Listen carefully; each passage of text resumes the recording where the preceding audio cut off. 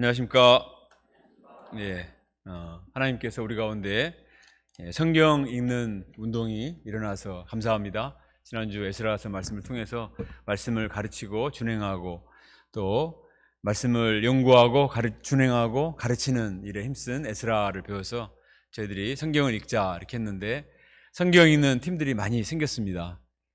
계속해서 많은 팀들이 생기고 있습니다. 여러분도 다들 이 팀에 속하셔서 성경을 열심히 읽고 하나님 은혜가 충만하게 임할 수 있기를 바랍니다. 지난주 금요일 날 우리 안베드로 목자님이 시편 119편을 완벽하게 암송을 했습니다. 1절부터 176절까지 18분 34초 제가 다 세봤는데 딱 두 단어만 틀리고 완벽하게 외웠습니다. 정말 놀랍지 않습니까? 10개월 동안 말씀을 계속 누적 암송을 했더니 이런 말씀을 암송하는 정말 기적이 일어났는데, 암송하는 것도 놀랍지만 이것을 통해서 우리 안베드로 목자의 영성이 아주 막 빛이 나고 눈동자가 빛이 나서 영적인 백내장 수술을 받은 것처럼 이렇게 막 눈동자가 빛이 나서 너무나 감사했습니다. 저희들도 말씀을 열심히 읽고 또 같이 암송을 하고 이렇게 해서 우리의 골수가 윤택하게 되는 그런 성경 스승으로 우리가 쓰임받을 수 있기를 간절히 기도합니다. 에스라는 학사 에스라, 말씀을 열심히 연구하는 사람으로 우리가 많이 알았는데 오늘 말씀을 묵상해 보니까 에스라는 또 눈물로 기도하는 사람이라는 사실을 깨닫게 됐습니다. 에스라의 마지막이 눈물의 기도로 끝나고 있습니다. 저희들도 이런 말씀과 함께 기도를 배울 수 있기를 바랍니다. 자, 우리 따라서 합시다. 눈물로 기도합시다. 시작. 눈물로 기도합시다. 좀 크게 눈물 나오도록. 자, 시작. 눈물로 기도합시다. 네, 기도하겠습니다. 하나님 아버지 감사합니다. 제가 과거에 너무나 완악하고 또 참 메마른 자들이었는데 예수 그리스도의 십자가의 보혈로 또 십자가상에서 우리를 위해 기도하신 주님의 사랑으로 말미암아 우리의 심령이 높고 또 감동을 받고 거듭나고 변화되어 하나님의 백성이 되었습니다. 하나님 아버지, 이 은혜와 감격과 기대를 항상 기억하며 살게 도와주시옵소서. 그러나 우리가 세상에 살면서 심령이 무뎌지고 또 세상과 섞여 살 때 우리의 심령이 혼탁할 때가 많습니다. 하나님 아버지, 다시 한번 우리 심령이 주님의 말씀 앞에 새로워지게 도와주시고 회개하게 하시고 또 하나님의 영, 또 사랑의 영으로 충만케 하시며 이 시대를 위해서 간절히 부르짖어 기도할 수 있도록 도와주시기를 간절히 기도합니다. 기도를 배우게 하시고 기도의 능력을 체험할 수 있도록 도와주시옵소서. 예수님의 이름으로 기도합니다. 아멘. 여러분, 최근에 통곡하며 울어보신 적 있습니까? 사람들은 언제 통곡하며 우는가요? 사랑하는 사람을 잃었을 때, 자기가 정말 아끼는 어떤 물건을 잃어버렸을 때, 억울한 일을 당했을 때, 자존심이 상할 때 속이 상해서 통곡하며 울지 않습니까? 그런데 오늘 본문에 보니까 이스라엘은 자기 백성들의 죄 때문에 통곡하면서 옵니다. 자기 문제가 아니고 자기 백성들의 죄 때문에 통곡을 하며 울며 하나님 앞에 기도를 합니다. 에스라 한 사람의 이처럼 눈물로 회개하며 기도하는 그 기도가 불씨가 되어서 백성들 전체가 회개하고 믿음에 결단하는 대각성운동이 일어나게 됩니다. 예수님은 산상보훈 마태복음 5장 4절에서 이런 말씀하셨습니다. 같이 한번 읽어봅시다. 시작. 애통하는 자는 복이 있나니 그들이 위로를 받을 것이며, 백성들의 죄와 나의 죄와 양들의 죄로 인해서 애통하며 기도하는 사람은 복이 있다고 했습니다. 그런 사람에게 하나님의 위로가 임하고 또 그런 사람의 기도를 통해서 다른 사람이 감동을 받고 또 전체가 공동체가 살아나기 때문에 애통하며 울며 기도할 수 있는 사람은 비참한 사람이 아니고 정말 하나님의 위로가 임하는 복받는 사람이다, 이렇게 말을 하고 있습니다. 오늘날 사람들은 누구에게 문제가 발견되면 들추어서 흉을 보고 정죄한다, 정신이 없습니다. 그러나 이것은 하나님의 방법이 아닙니다. 옛말에 집안을 깨끗이 하는 사람은 몽둥이 들고 설치는 사람이 아니라 빗자루 들고 청소하는 사람이다, 이런 말이 있습니다. 우리도 정죄의 몽둥이를 들기보다도 안타까움의 빗자루를 들고 열심히 기도하고 청소하여서 정말 우리의 공동체를 새롭게 하고 깨끗게 하는 기도의 종들이 될 수 있기를 바랍니다. 에스라의 기도가 우리의 기도가 되면 좋겠습니다. 자, 1절을 보겠습니다. 우리 한번 읽어볼까요? 1절 시작.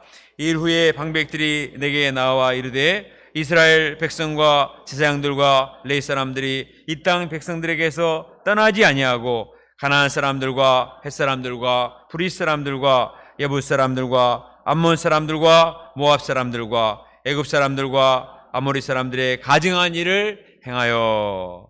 에스라가 바벨론에서 내려와서 백성들에게 열심히 말씀을 가르치면서 정말 신앙의 기초를 놓아주고자 애를 썼습니다. 자기의 모든 것을 포기하고 내려와서 온 심령을 쏟아부어서 백성들을 도와서 우리 백성이 정말 말씀 위에 바로 서겠구나 라고 기대를 하고 있었습니다. 그런데 새로운 사실을 발견하고 놀라게 되었습니다. 그것은 바로 이스라엘 백성들이 이방인에게서 떠나지 않고 그들의 가증한 일을 함께 행하고 있었던 것입니다. 그 가증한 일이 무엇이냐? 바로 이방인들과 통혼하고 그들이 섬기는 우상을 섬기고 또 각종 이방인들이 섬기던 행하는 부도덕하고 불결한 죄를 그들도 함께 행하고 있었던 것입니다. 2절에 보면 이스라엘 백성들이 이방인들의 딸을 아내와 며느리로 맞이하는 바람에 거룩한 자손이 이방인들과 섞이게 되었습니다. 이스라엘 백성들은 나라가 잘 살고 잘 먹고 나라의 영토가 넓어지고 이것이 하나님의 소망이 아니었습니다. 하나님이 처음에 이스라엘 백성들을 출애굽시킬 때부터 너희는 제사장 나라 거룩한 백성이다. 나는 거룩하니 너희도 거룩할지어다. 하나님의 거룩성을 온 세상에 나타내는 구별된 백성, 깨끗하고 순결한 거룩한 백성이 이스라엘 백성들의 생명입니다. 그런데 이 거룩한 이스라엘 백성들이 2절 말씀처럼 이 거룩한 자손이 이방인들과 섞이게 되어서 악을 행하고 있으니 이것이 무슨 일인가? 에스라는 크게 놀라게 된 것입니다. 신명기 7장 4절과 5절에 보면 이방인들과 절대로 혼인하지 말라. 그들이 유혹하여 여호와를 떠나게 하며 다른 신을 섬기게 할 것이라. 이렇게 하나님이 경고하셨습니다. 이스라엘 백성들이 구별된 하나님의 백성이 되기 위해서는 자기 댕대뿐만 아니라 후손들도 반드시 믿음의 가정을 이루어야 그 가정에서 자라나는 후손들이 하나님을 경외하고 하나님을 사랑하고 죄악된 이방 문화와 구별된 거룩한 삶을 살 수 있기 때문에 반드시 절대로 이방인들과 혼인하지 말고 믿음의 가정을 이루도록 그렇게 말씀하셨습니다. 솔로몬도 초기에는 하나님을 경외했기 때문에 하나님 말씀에 순종해서 하나님의 넘치는 복을 받았습니다. 그런데 나중에 이방 여인들과 결혼함으로써 그 여인들이 가지고 들어온 온갖 우상들 때문에 하나님께로부터 멀어지게 되었습니다. 결국은 하나님께 대한 절대성과 순수성을 잃어버리고 나라가 분열되는 큰 비극을 맞이하게 되었습니다. 이후로도 이스라엘 백성들이 이방 문화를 부러워하고 또 각종 이방의 우상들을 들여와서 이방인들과 통혼함으로써 나라가 망하게 되었습니다. 바벨론으로 끌려가서 70년 동안 포로 생활하고 비참한 노예 생활을 했습니다. 그런데 하나님이 너무나 불쌍하셔서 또 하나님이 약속을 하셨기 때문에 때가 차면 내가 70년이 차면 다시 돌아오게 하겠다. 하나님이 언약을 하셨기 때문에 그 언약을 지키시기 위해서 불쌍해서 데리고 와서 그들이 성전도 짓고 새 출발을 하도록 해 주셨습니다. 그들이 잘한 것은 아무것도 없는데 하나님이 일방적 은혜로 그렇게 해 주셨습니다. 그러면 그들이 그 은혜를 알고 이제는 정말 제대로 하나님을 섬기고 또 믿음의 가정을 이루고 하나님을 섬기는 제사장 나라 거룩한 백성이 되어야 됐습니다. 그런데 이들이 또다시 과거에 그들이 행했던 이방인들과 통혼하고 가증한 일을 행하고 온갖 불가능한 죄를 짓는 일을 반복하고 있다는 것입니다. 4장 말씀 기억하시나요? 4장 말씀 제목이 뭐였죠? 하나님 우리에게 망각의 은사를 주셔서 다 잊어버렸습니다. 우리가 홀로 건축하리라. 포로 1세대에 돌아와서 성전을 건축할 때 사마리아 사람들이 우리도 같이 할게, 우리도 돈 낼게, 우리도 도와줄게 했지만 아니다. 우리는 신앙의 수수성을 잃어버린 너희들과 함께 하지 않고 아무리 어려워도 아무리 성전이 작을지라도 아무리 시간이 많이 걸릴지라도 홀로 믿음의 순수성을 지키고 하나님이 기뻐하시는 여호와의 성전을 건축하리라 결단을 했습니다. 그들의 결단대로 그들은 하나님이 기뻐하시는 성전을 짓고 새로운 출발을 했습니다. 그런데 50년, 60년의 세월이 지나면서 믿음의 순수성과 하나님께 대한 절대성이 점점 희미해지고 흐려지게 된 것입니다. 이제 새로운 땅에서 어느 정도 자리를 잡고 생활도 안정되다 보니까 현실과 타협하게 되었습니다. 이제는 하나님만 바라보고 살다가 와서 살면서 주변에 이방인들도 보니까 이제는 이방인들은 다른 나라 아주 이상한 외계인처럼 생각을 했는데, 절대로 가까이서는 안 되는 사람처럼 생각했는데, 보니까 이 사람들도 괜찮고 또 실력도 있고 고관도 올라가고 잘 먹고 잘 살고 재력가들도 꽤 있었습니다. 그들과 연혼관계를 맺으면 현실적으로 많은 유익이 있을 것 같았습니다. 그래서 조금씩 타협을 하다 보니 점점 섞이게 된 것입니다. 더구나 믿음의 가정을 세우는데 본이 되어야 할 지도자들, 방백과 고관들이 더욱더 이 일에 으뜸이 되었다고 했습니다. 이 소식을 들은 에스라의 반응이 어떤가? 우리 3절 말씀을 같이 읽어봅시다. 시작. 내가 이 일을 듣고 속옷과 겉옷을 찢고 머리털과 수염을 뜯으며 기가 막혀 앉으니, 에스라는 이 사실을 알고 나서 기가 막혔습니다. 기가 막혔다는 것은 너무나 큰 충격을 받아서 넋이 나가버렸다, 망연자실했다, 한마디로 멘붕 상태에 빠졌다, 이런 뜻입니다. 너무나 큰 충격을 받았습니다. 어떻게 이런 일이 있을 수 있는가? 이 하나님의 백성, 거룩한 백성이 어떻게 이렇게 통혼해서 그냥 신앙의 순수성을 다 잃어버리고 그냥 섞여서 엉망이 되어가는가? 도저히 이해할 수가 없었습니다. 이 충격적인 사실을 안 에스라는 당장에 몽둥이 들고 야단을 치기보다도 먼저 자신의 속옷과 겉옷을 찢고 자기의 수염과 머리털을 쥐어뜯었습니다. 에스라가 이 죄에 빠진 것이 아니고 자기 자식들이 이런 문제를 일으킨 것도 아닙니다. 그러나 자기 백성들의 문제를 자기 문제로 생각하고 가슴 아파했습니다. 5절에 보면 에스라는 무릎을 꿇고 하나님을 향해서 손을 들고 회개 기도를 했습니다.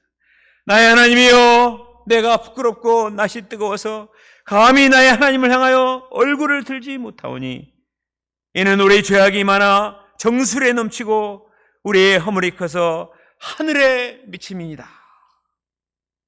에스라는 저들의 죄가 많고 저들의 허물이 커서 제가 참을 수 없습니다, 이렇게 말한 게 아닙니다. 우리의 죄악이 많고 우리의 허물이 커서 감히 제가 얼굴이 뜨뜻해서 하나님 앞에 설 수가 없습니다, 이렇게 말했습니다. 자신을 포함해서 이스라엘 백성들 전체가 죄가 많고 허물이 크고 죄도 보통 죄가 아니고 머리끝에 넘치고 하늘에 미칠 정도로 너무나 엄청난 죄이기 때문에 감히 내가 무서워서 하나님 앞에 설 수가 없습니다. 아무도 이렇게 말하는 사람이 없는데, 당사자들도 아무도 이렇게 하지 않는데 에스라가 백성들의 죄를 다 짊어지고 대표해서 하나님 앞에 나아가 통회하며 회개한 것입니다. 에스라는 역사적으로 이 죄가 얼마나 큰 문제인가 회고를 했습니다. 7절을 보십시오. 우리 조상들의 때로부터 오늘까지 우리의 죄가 심함에 우리의 죄악으로 말미암아 우리와 우리 왕들과 우리 제왕들을 여러 나라 왕들의 손에 넘기사 칼에 죽으며 사로잡히며 노략을 당하고 얼굴을 부끄럽게 하심이 오늘과 같으니이다. 우리가 왜 망하고 왜 수치를 당하고 왜 70년 동안 바벨론에 가서 짐승 취급을 당하며 포로 생활을 했는데 우리가 또다시 그 짓을 반복하였으니 통탄한 일입니다, 이렇게 말했습니다. 10절을 더 보십시오. 우리 하나님이여, 이렇게 하신 후에도 우리가 주의 계명을 저버렸사오니 이제 무슨 말씀을 하오리까? 우리는 아무 자격이 없고 돌아올 명분도 없지만 하나님이 잠깐 우리를 불쌍히 여기셔서 소생시켜 주시고 성전도 짓고 다시 회복하도록 기회를 주셨건만 몇 년이 지났다고 또다시 우리가 이 일을 행하고 있습니까?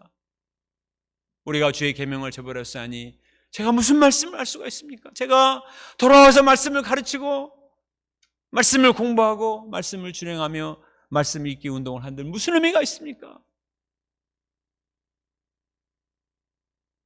14절을 같이 한번 읽어보겠습니다. 14절 시작. 우리가 어찌 다시 주의 계명을 거역하고 이 가증한 백성들과 통혼하리까? 그리하면 주께서 어찌 우리를 멸하시고 남아 피할 자가 없도록 진노하지 아니하시리까? 우리 어찌 다시 주의 계명을 저버리고 이 가증한 백성들과 통혼해서 가증한 우상을 섬기고 이방인들이 행하는 각종 더럽고 불결한 죄악들을 행하며 우상 숭배에 신전에 절하고 이런 잡신들을 섬기는 이름도 줄 수도 없는 백성들로 돼버린 이 현실을 어떻게 하오리까? 한탄하며 회개의 기도를 했습니다. 에스라의 기도는 하나님의 진노를 온 마음으로 막고자 했던 출애굽기 32장의 모세의 기도를 연상케 합니다. 출애굽기 32장에 보면 이스라엘 백성들이 하나님 은혜로 출애굽을 했습니다. 노예로 비참하게 사는데 하나님이 10가지 재앙을 베푸셔서 홍해를 건너게 하시고 출애굽을 시켜주셨어요. 그리고 너희는 제사장 나라 거룩한 백성이다. 출애굽기 19장에서 세상에서 너희는 가장 뛰어난 백성이고 나를 대표하는 하나님의 백성이다. 하나님이 만나주셨어요. 그런 영광을 체험한 지 불과 며칠 뒤에 모세가 십계명 받으러 시내산에 올라가니까 목자가 없는 틈을 타서 금송아지를 만들어 놓고 이 금송아지 우리를 애굽에서 인도한 내 신이다. 막 뛰고 난리를 피우며 우상 숭배하고 애굽에 행하던 온갖 가증한 일을 다 행했습니다. 이것을 보고 하나님께서 머리끝까지 분노하셨습니다. 네가 애굽 땅에서 인도해낸 네 백성이 부패하였도다. 내가 이 백성을 보니 목이 뻣뻣한 백성이로다. 그런즉 내가 하는 대로 두라. 내가 그들에게 진노하여 그들을 진멸해버리라. 안 돼. 내가 떠돌한 백성을 만들어주겠다. 이렇게 말씀하셨어요. 그때 모세가 어떻게 했습니까? 모세는 하나님의 진노를 하나님 안 됩니다. 이 백성을 다 쓸어버리면 어떻게 하나님의 영광을 나타내시고 하나님의 영광이 온 세상에 수치를 받게 될 텐데 어떻게 합니까? 하나님 아버지들이 잘못됐지만 나를 생각해서도 불쌍히 여기시고 이들을 죄를 사하여 주시옵소서.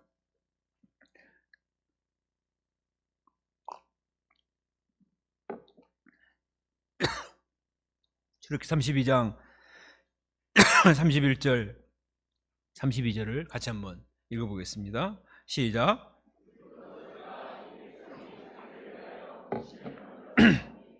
헌죄를 범하였나이다. 그러나 이제 그들의 죄를 사하여 주옵소서. 그렇지 아니하시면 원하건대 주께서 기록하신 책에서 내 이름을 지워버려 주옵소서. 모세가 잘못한 것이 아닙니다. 이 주동자들만 제거하고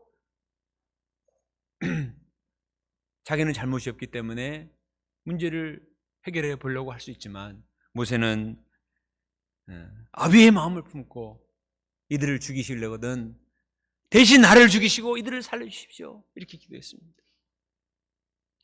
모세가 얼마나 심정 있는 목자인가 하는 것을 알 수가 있습니다. 예수님도 자신을 십자가에 못 박은 죄인들을 위해서 십자가에서 피 흘려 죽으면서도 중보기도를 하셨습니다. 아버지여 저희를 사하여 주옵소서. 자기들이 하는 것을 알지 못함입니다.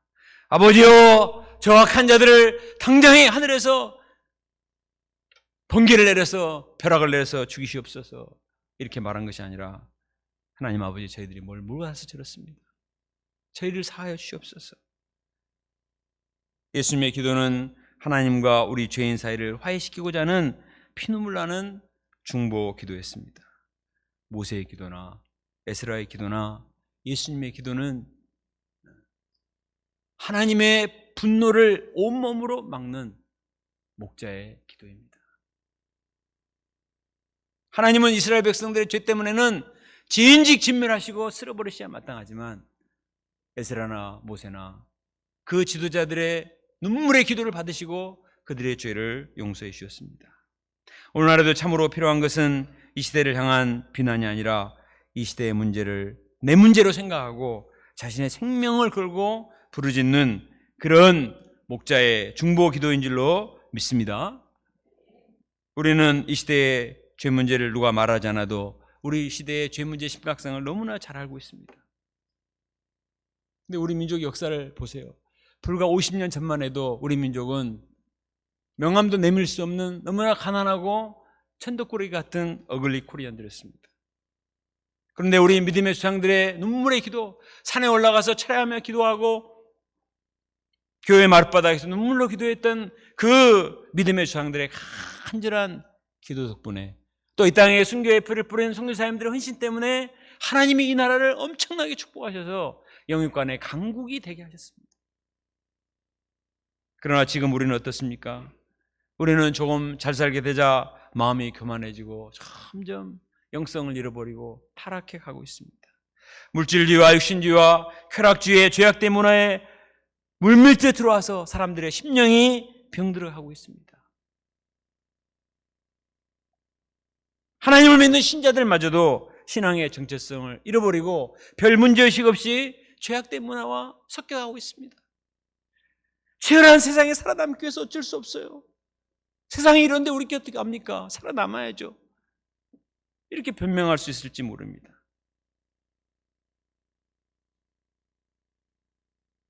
그러나 우리에게 이 시대에 정말 필요한 것은 에스라와 같은 통안의 눈물의 기도입니다. 누가 저 죄가 크고 누구 책임이 더 큰가 이런 거를 말할 때가 아니고 내 잘못이요 내 탓이요 나의 죄로 말미암은 것이다. 우리 교회의 문제는, 우리 양들의 문제는 책임 목자의 나의 죄 문제입니다. 우리 파트의 문제는 나의 문제고 우리 교회의 문제는 나의 문제입니다. 나의 문제로 생각하고 하나님 앞에 나아가 간절히 통회하며 잡아가는 기도가 하나님의 진노를 막고 이 시대를 구원하게 될 줄로 믿습니다. 저는 여러 나라와 여러 UFO 지부들을 신방하면서 이름 없는 목자님들의 눈물의 기도들을 많이 보게 되었습니다. 그전에는 알지 못했던 그런 정말 무명의 1:1 용사들, 믿음의 사람들의 흔적들을 많이 보게 되었습니다. 어떤 분은 5년, 6년, 어떤 분은 10년을 눈물로 한 양을 붙들고 기도하는 분들이 있습니다. 아직도 그 양이 남아 있습니까? 자기 자식도 아닌데 자기의 친자식처럼 품고 소망 가운데 기도하는 분들 때문에 그 역사가 아직도 지탱하고 양들이 와서 몇 년이 걸리지만 그래도 수양회를 통해서 변화되는 역사를 볼 때 정말 이분들이야말로 이 시대의 에스라요 모세다 하는 마음을 가지고 존경하는 마음을 금할 수가 없습니다.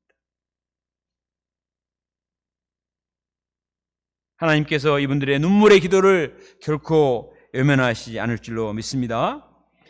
하나님의 생명구원 역사는 머리 좋은 사람들의 능력으로 절대로 이루어지지 않습니다. 심령을 쏟아붓는 눈물의 기도, 심령의 부르짖음이 하나님의 보좌를 움직이고 양들의 얼어붙은 심령을 녹여서 마침내 회개를 불러일으키고 이 타락한 시대를 정결케 하는 새로운 각성제가 되게 하실 줄로 믿습니다. 우리는 성경의 지식과 이런 것은 충분합니다. 정말 필요한 것은 눈물의 기도예요. 우리가 이 시대의 영혼들을 가슴에 품고 양들의 문제를, 이 시대의 문제를 나의 문제로 생각하고 에스라와 같이 간절히 통회하며 기도해서 하나님의 보좌를 움직이고 양들의 심령을 회개케 하는 이런 역사를 이룰 수 있기를 간절히 기도합니다. 에스라의 기도에 대한 백성들의 반응이 어떠합니까? 우리 10장 1절을 같이 읽어봅시다. 시작. 에스라가 하나님의 성전 앞에 엎드려 울며 기도하여 죄를 자복할 때 많은 백성이 크게 통곡하며 이스라엘 중에서 백성의 남녀와 어린아이의 큰 무리가 그 앞에 모인지라. 에스라가 앞장서서 막 울며 자복하며 회개하니까 백성들이 찔림을 받았습니다. 지금까지 어느 누구도 자신들의 죄 문제로 인해서 가슴 아파하거나 기도해 준 사람이 없었어요. 다른 종교 지도자는 관심도 없어요. 자기들부터 앞장서서 이런 죄를 짓고 있으니 누가 말을 할 수나 있습니까? 아무도 관심도 없고 눈물도 기도도 책망도 없었습니다. 그런데 에스라가 이 문제를 하나님 앞에 들고 나와서 심각하게 가슴을 찢고 회개 기도를 했습니다. 이 기도가 백성들의 마음을 움직인 것입니다. 그 중에서도 스가냐라는 사람이 나와서 앞장서서 회개를 합니다. 우리 2절과 3절을 같이 한번 읽어봅시다. 시작. 엘람 자손 중 여이엘의 아들 스가냐가 에스라에게 이르되 우리가 우리 하나님께 범죄하여 이 땅 이방 여자를 맞이하여 아내를 삼았으나 이스라엘에게 아직도 소망이 있나니 곧 내 주의 교훈을 따르며 우리 하나님의 명령을 떨며 준행한 자의 가르침을 따라 이 모든 아내와 그들의 수생을 다 내보내기로 우리 하나님과 언약을 세우고 율법대로 행할 것이라. 여러분, 스가냐라는 이름을 들어본 적이 있으신가요? 별로 알려지도 않는 사람이에요. 이 스가냐라는 사람은 1차 포로기한 때 돌아왔던 이 엘람 자손의 후손입니다. 그런데 이 사람도 이방 여자와 결혼을 한 죄 문제가 있는 사람입니다. 그러나 그는 이 문제를 변명하거나 합리화하지 않았습니다. 하나님께 자기가 범죄했다고 분명히 고백하고 회개를 했습니다. 그리고 거기서 끝나는 게 아니라 이 나라가 이 지경이 됐지만 아직도 희망이 있습니다. 왜냐하면 아무도 이 문제를 지적하고 회개하지 않았으면 정말 다 썩어서 망할 수밖에 없는데, 그래도 지금이라도 우리가 회개하였으니 우리가 다 회개하고 이방 여자를 내보내고 하나님과 언약을 세우면 다시 우리가 회복될 수 있으니 희망이 있습니다. 이렇게 말하면서 에스라 선생님이시여, 학사 에스라여, 일어나셔서 우리가 도와주겠습니다. 이렇게 힘을 실어주었습니다. 에스라는 사실 이 문제를 가지고 사람들에게 얘기할 때 몽둥이 맞아 죽지 않을까, 방백들 문제를 건드렸으니 쫓겨나지 않을까, 이런 생각을 했을 것입니다. 그러나 스가냐라는 사람이 자발적으로 일어나서 회개하고 결단하고 힘을 실어준 것입니다. 정말 이 스가냐 같은 사람이 있으면 좋겠어요. 이름도 스가냐로 짓는 사람이 있으면, 이방인과 결혼한 것 때문에 지으면 안 되겠죠. 이 사람이 이렇게 이방 여자를 내몬다는 건 얼마나 어렵습니까? 그래도 결혼해서 같이 사는 아내인데 더구나 자기 피부친 자식을 내본다는 것은 너무나 고통스러운 일입니다. 그러나 그렇게 해서라도 회개에 합당한 열매를 맺고자 했습니다. 우리 4절을 같이 한번 읽어보겠습니다. 시작. 이는 당신이 주장할 일이니 일어나소서, 우리가 도우리니 힘써 행하소서 아니라. 그는 이번에 이 문제를 확실하게 해결하고 죄의 누룩을 제거하도록 적극적으로 지원을 해줬습니다. 그래서 에스라가 일어납니다. 11절을 같이 읽어봅시다. 11절 시작. 이제 너희 주장들이 하나님 앞에서 죄를 자복하고 그의 뜻대로 행하여 그 지방 사람들과 이방 여인을 끊어버리라 하니, 에스라는 그들의 죄를 분명하게 시작하고 결단을 촉구했습니다. 하나님 앞에서 죄를 자복하고 이방 여인을 끊어버리라. 이방 여인을 끊어버리라. 우리 다 같이 봅시다.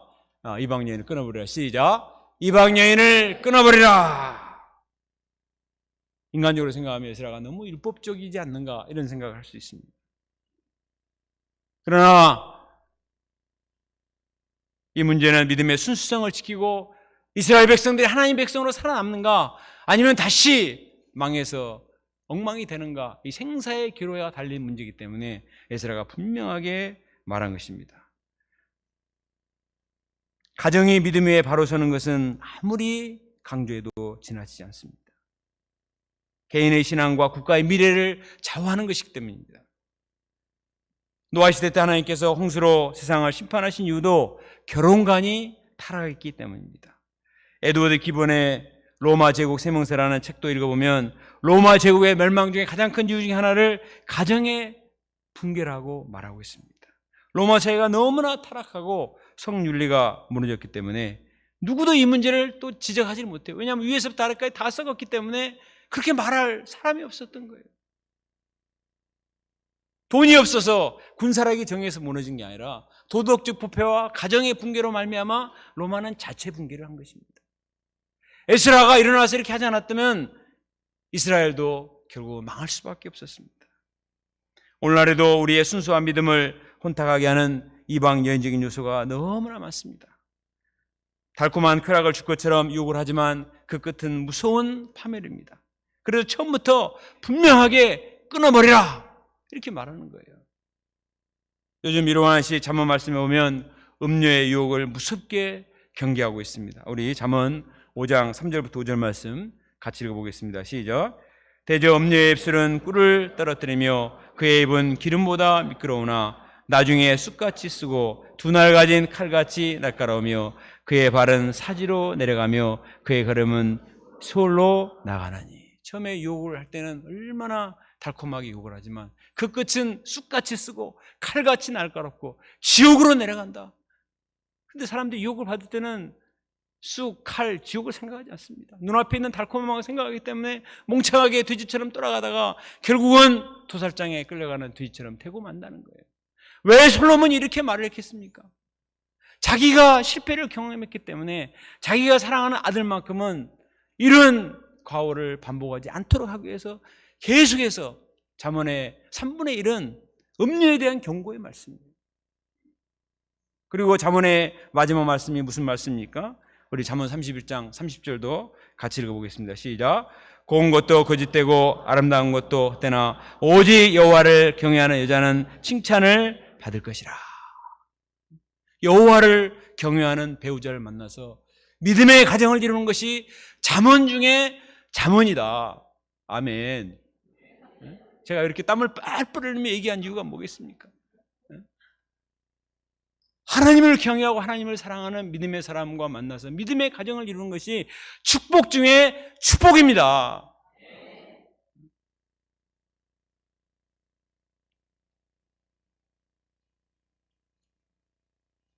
이런 영적인 가치관을 병들이는 암적인 요소가 있으면 빨리 끊어버려라.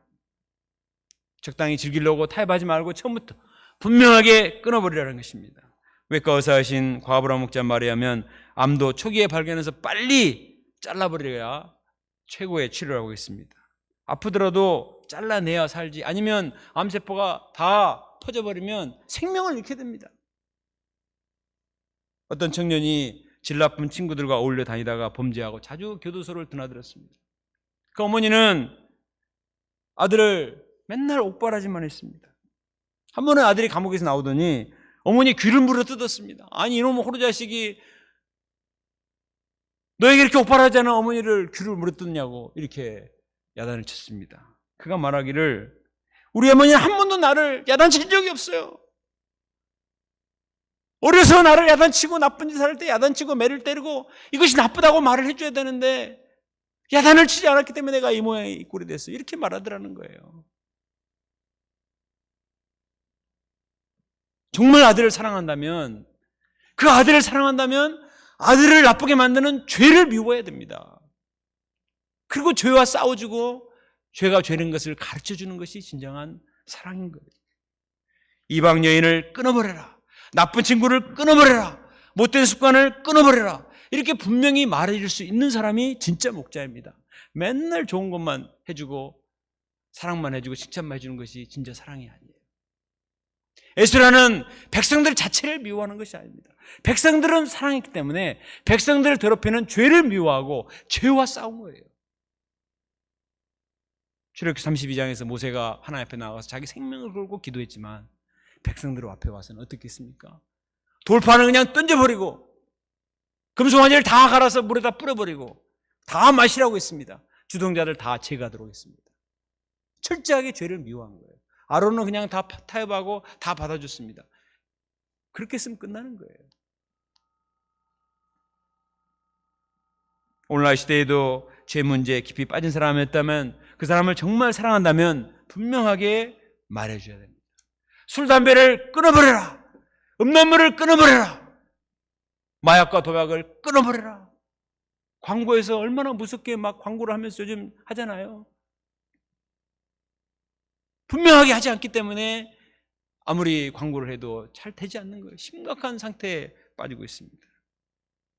이처럼 권면은 수술처럼 아프지만 그 사람을 살리기 위해서 반드시 이러한 수술이 필요한 것입니다. 에스라가 이렇게 무섭게 분명하게 했을 때 사람들의 반응이 어땠습니까? 다 반발하고, 결혼했는데 어떻게 하라고요? 자식 가는데 어떻게 하라고요? 이렇게 했습니까?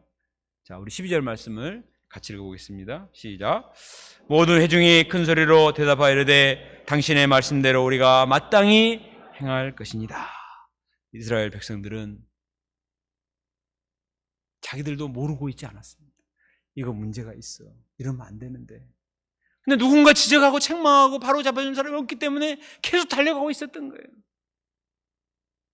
에스라한테 야단을 맞으면서도 아프지만 그래도 이게 옳다. 이번에 내가 끊어내지 않으면 나와 우리 가족과 우리 가문과 이 나라가 다 망한다. 큰 위기의식을 갖고 떨며 나와서 회개를 한 것입니다. 그래도 이스라엘 백성들은 소망이 있습니다. 회개하고 순종하기 때문에 소망이 있는 거예요. 16절에 보면 에스라가 종족별로 조사위원회를 조직해서 조사해 보니까 110명이 여기에 해당되었습니다. 19절에 보면 그들은 다 손을 잡고 이방 여인을 다 내보내기로 결단을 하고 죄를 속지 않은 의미로 속건 제사를 하나님께 드리고 결단을 하고 다 내보냅니다. 에스라의 마지막은 그 사람들의 명단을 공개한 것으로 끝을 내고 있습니다. 얼마나 수치스러운 일입니까? 자기 명단이 올라가는 것은. 그럼에도 불구하고 일부러 쓴 것은 후손들에게 다시는 이 과오를 반복하지 말라는 것입니다. 결론입니다. 이스라엘 백성들이 가증한 일을 행하고 통혼 문제로 인해서 큰 문제에 빠져 있을 때 누구도 그 문제를 건드리지 못했지만 에스라가 하나님 앞에 나가서 간절히 눈물로 회개하며 기도했습니다. 우리도 이 시대에 많은 문제를 끌어안고 내 문제를 생각하고 하나님 앞에 나가서 간절히 눈물로 기도해야 될 줄로 믿습니다. 정죄와 판단이 아니라 불쌍히 여기는 마음, 상한 심령 마음, 정말 긍휼의 마음을 가지고 간절히 기도합시다. 그리고 그 사람을 사랑한다면 그 사람을 찾아가서 정말 말씀으로 권면하고 책망하고 돌이키도록 도와줘야 됩니다. 그것을 끊을 수 있도록 말씀을 가르치고 같이 말씀을 읽고 기도하고 도와야 됩니다. 그렇게 할 때 성령께서 역사하셔서 그의 마음에 회개의 마음을 주시고 회개에 합당한 열매를 맺게 하시리라 믿습니다. 오늘날 이 시대는 우리가 생각보다 훨씬 더 심각할 정도로 이방의 죄악된 문화가 깊이 들어와 있습니다. 정말 이 사실을 안다면 가만히 있을 수가 없어요. 에스라와 같이 하나님 앞에 나가서 이 나라가 무슨 수치를 당하고 어떤 하나님의 진멸을 당할까 너무나 두렵습니다. 하나님 앞에 나가서 위기의식을 가지고 간절히 기도해야 될 줄로 믿습니다. 간절히 기도하고 한 사람 한 사람을 붙들고 간절히 말씀으로 도와서 이 시대를 돌이키는 하나님의 백성, 이 시대에 에스라와 같은 믿음의 종들이 될 수 있기를 간절히 기도합니다. 기도하겠습니다.